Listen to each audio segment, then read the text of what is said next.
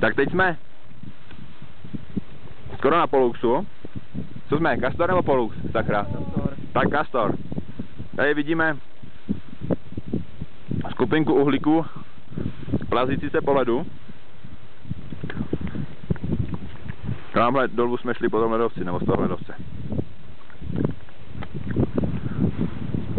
Tady máme Harryho a Zuzu. Zamávejte. Nefoďte a zamávejte.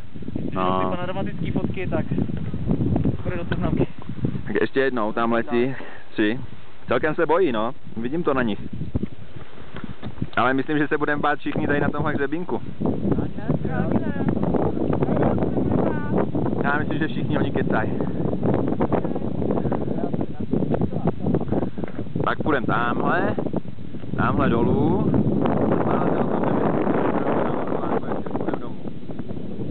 Tamhle to je lístka. Tam bychom chtěli.